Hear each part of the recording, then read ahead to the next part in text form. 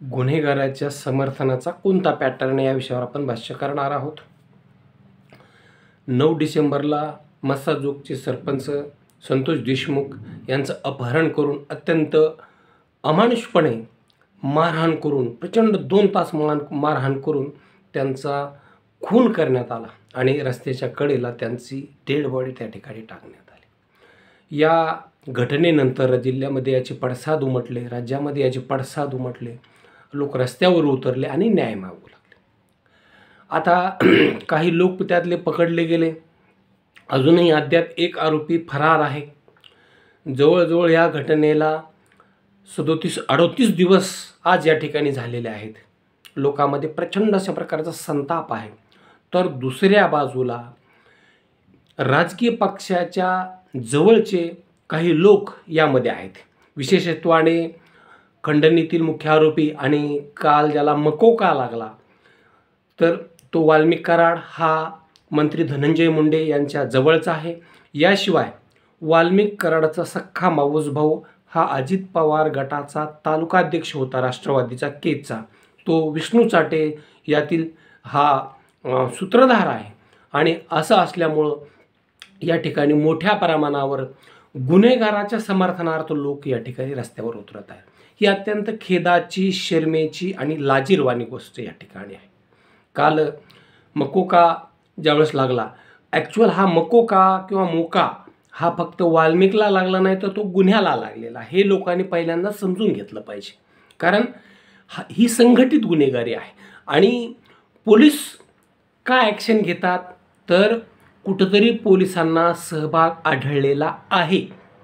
कारण पोलिसांनी असा लगेच काही घंट्यामध्ये, काही मिनिटामध्ये किंवा तात्काळ अशा प्रकारचा त्या ठिकाणी मोका लावलेला नाही, तर पोलिसांनी सर्व तपासण्याअंती सर्व निष्कर्षाप्रत पोहोचत आणि हाती ठोस पुरावे आल्यानंतरच या ठिकाणी हा मकोका या ठिकाणी काल लागू केलेला आहे। आणि असं असताना कुठंतरी परळीमध्ये वाल्मिकवर मकोका लागला म्हणून त्या ठिकाणी 3 जणांनी पेट्रोल अंगावर ओतून घेतलं।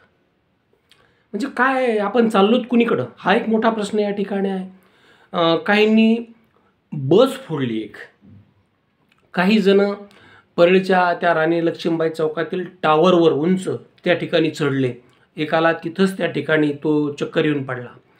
पण हा टास्क कशासाठी? वाल्मिक कराडच्या आई पोलीस स्टेशन समोर त्या ठिकाणी उपोषणाला बसलेल्या आहेत, काल बसल्या होत्या आणि त्यांचे समर्थक प्रचंड अशा प्रकारच्या घोषणा देत होते। तर मुळात हा प्रकार खेदजनक आहे। तुम्ही असं कसं समर्थन करू शकता? वाल्मिक कराडांच्या पत्नीनं तर गंभीर आरोप केलेले आहेत की एका कम्युनिटीला टार्गेट केलं आहे, 2 मंत्री झाले म्हणून यांचा पोटसूळ किंवा पोट दुखत आहे। काय संबंध आहे? अहो, गेल्या 45 वर्षामध्ये ही पदं त्यांच्याच घरात आहेत। स्वर्गीय गोपीनाथराव मुंडेवर प्रेम करणारा जिल्हा म्हणून बीड जिल्ह्याची ओळख आहे। ज्या वेळेस गोपीनाथ मुंडे यांचं दुर्दैवी निधन झालं आणि प्रीतमताई मुंडे या लोकसभेला उभा राहिल्या, त्यावेळेस त्यांना 9.25 लाख मतदान पडलं। म्हणजे प्रचंड मराठा समाजानं डोक्यावर त्यांना घेतलेलं आहे। एवढंच नाही तर एक अपवाद सोडता 1980 पासून ही पदं गोपीनाथरावांनीच भूषवलेली आहेत। गोपीनाथराव मुंडे साहेब हे आमदार होते, विधानसभेचे त्या ठिकाणी विरोधी पक्ष नेते होते, याशिवाय ते उपमुख्यमंत्री होते, गृहमंत्री होते, अनेक पदं त्यांनी भूषवलेली आहेत। लोकसभेला ते स्वतः निवडून आले, दुसऱ्यांदा ते निवडून आले, केंद्रात मंत्रीही झाले, परंतु ते अल्पजीवी, त्यांचं आयुष्य अल्पजीवी ठरलं आणि पुन्हा त्या ठिकाणी प्रीतमताई त्या ठिकाणी खासदार झाल्या आणि त्यानंतर आत्ताही म्हणजे ज्यावेळेस गोपीनाथराव मुंडे साहेब वरती लोकसभेला उभा राहिले त्यावेळेस त्यांनी पंकजाताईंना त्या ठिकाणी खाली संधी दिली। पंकजाताईसुद्धा राज्यात मोठ्या पदावर त्या ठिकाणी राहिलेल्या आहेत आणि आजही त्या मंत्री आहेत। ज्यावेळेस पंकजाताई मुंडे पडल्या त्यावेळेस धनंजय मुंडे मंत्री होते आणि आता दोन्ही मंत्री आहेत। मग गेल्या 45 वर्षामध्ये ही पदं घरात आहेत तर मग मराठा समाजाचा विरोध कुठं आहे हा एक मोठा प्रश्न आहे. कारण बीड जिल्हा हा निस्सीम मुंडे साहेबावर प्रेम करणारा आहे आणि मुंडे साहेबांनी सुद्धा मराठा समाजावर प्रेम केलेलं आहे. प्रकाशदादा सोळंके असतील, अमरसिंह पंडित असतील, सुरेश अण्णा धस असतील, या मंडळींना निवडून आणण्यामध्ये हा मुंडे साहेबाचा मोलाचा वाटा राहिलेला आहे. त्यामुळं हा जातीवाद आला कुठून आणि हा मूळ प्रश्न निर्माण होतो. आणि मग तिथं SITवर त्या मंजिली कराड यांनी ऑब्जेक्शन घेतलेलं आहे. मग SITवर तुम्ही आज ऑब्जेक्शन घेता, ज्यावेळेस ती SIT स्थापन झाली, SITतले जवळजवळ 2 मेंबर सोडता सगळे मेंबर सरकारनं बदलले. मग SITतल्या लोक जर वाल्मिक कराडबरोबर गळ्यात गळे मिठी घालून जर ते फोटो काढत असतील, त्यावेळेस हे मंजिलीताईला दिसलं नाही का? त्यावेळेस हे वाल्मिक अण्णाच्या आईला दिसलं नाही का? आईच्या काळीत आपण समजू शकतो, परंतु हा कोणता पॅटर्न कोणता आहे? तुम्ही गुन्हेगारीचं समर्थन कसं करता? जो संतोष अण्णा देशमुख स्वर्गीय गोपीनाथराव मुंडे साहेबांचा बूथचा कार्यकर्ता होता, बूथ प्रमुख होते, जे संतोष अण्णा देशमुख प्रीतमताई मुंडेचे प्रमुख होते, जे त्या ठिकाणी नमिताताई मुंदडाचे होते, एवढंच नाही पंकजाताई मुंडेचे देखील ते बूथ प्रमुख होते.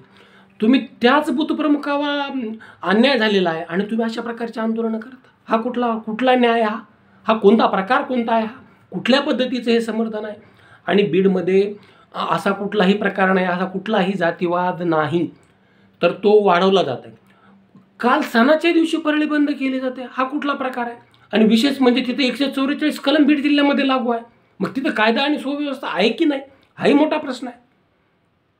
तर प्रोडक्शन वॉरंट SITनं म्हणजे मकोका कोर्टाकडून त्या ठिकाणी जारी करण्यात आलेला आहे आणि आता वाल्मिकचा ताबा घेतलेला आहे. वाल्मिकला कोर्टामध्ये सादर केलं जाणार आहे आणि 302च्या संदर्भामध्ये आता सगळे अपडेटेड या ठिकाणी कोर्टामध्ये सादर केले जातील. आता ते काही क्षणामध्ये कळतील. परंतु दुर्दैवाची परिस्थिती आहे की कालही परळी बंद होती आणि आजही परळी बंद आहे. म्हणजे ही गंभीर बाब आहे, अतिशय गंभीर बाब आहे. गुन्ह्याचं समर्थन कोणीच करू शकत नाही, गुन्हेगाराला कुठलीही जात नसते. अहो, तो वाल्मिक तो किती गुन्ह्यामध्ये आहे, त्याच्यावर 15 गुन्हे आहेत आज, आणि त्याचं समर्थन कसं करता? त्या हार्वेस्टरच्या महाराष्ट्र 5-6 जिल्ह्यामधल्या हार्वेस्टर 140 हार्वेस्टर चालकाकडून 11 कोटी रुपयेपेक्षा जास्त रक्कम या वाल्मिकनं हडपलेल्या आहे आणि त्याला तुम्ही साधू संतांचा दर्जा देता. हा कुठला प्रकार आहे? पहा, वंजारी समाजातला 90% 95% समाज अतिशय चांगला आहे. वंजारी समाजामध्ये अतिशय चांगले अधिकारी आहेत. तुकाराम मुंडे हे राज्याला एक आदर्श अधिकारी आहेत. आणि असं असताना कुठंतरी फक्त गुन्हेगाराचं समर्थन करायचं, पण हा कुठला न्याय आहे?